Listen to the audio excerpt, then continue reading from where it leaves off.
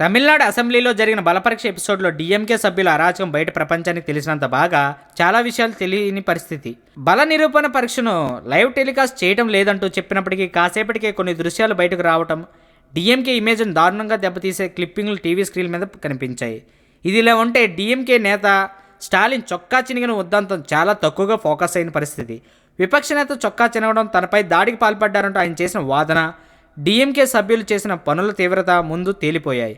అయితే తన మీద దాడి జరిగిందంటూ స్టాలిన్ గవర్నర్కు ఫిర్యాదు చేయడం, ఆయన ఈ అంశంపై విచారణకు ఆదేశించిన నేపథ్యంలో షాకింగ్ నిజాలు బయటకు వచ్చాయి. సభలో జరుగుతున్న గందరగోళం మేరకు ఆగమేఘాల మీద ఐపీఎస్లను రంగంలోకి దించినట్లుగా చెప్తున్నారు. ఒకవేళ అది నిజమేనని అనుకుంటే వారికి మార్షల్స్ యూనిఫామ్లు ఎక్కడి నుంచి వచ్చాయి అన్నది పెద్ద ప్రశ్న. మరో కీలకమైన సందేహం ఏమిటంటే స్పీకర్ సభలో లేని సమయంలో మార్షల్స్ ముసుగులో ఈ అధికారులు ఎందుకు ప్రవేశించారన్నది కూడా ఇప్పుడు చర్చగా మారింది.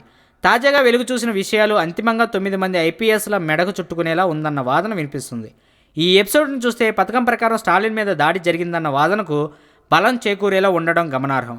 విపక్ష నేత మీద సభలోనే దాడి చేసినా ఆ విషయం ప్రజల్లోకి వెళ్లకుండా చేయడంలో వ్యూహాత్మకంగా వ్యవహరించిన వైనం చూసినప్పుడు ఇంత పక్కా ప్లానింగ్ ఎవరన్నది ఇప్పుడు సందేహంగా మారింది. ఈ ఉద్దంతంపై గవర్నర్ దృష్టి పెట్టిన నేపథ్యంలో రానున్న రోజుల్లో ఈ అంశంపై మరింత సమాచారం బయటకు వచ్చే అవకాశం ఉందని చెప్పొచ్చు. చూద్దాం ఎలాంటి నిజాలు బయటకు వస్తాయి, అది సంగతి.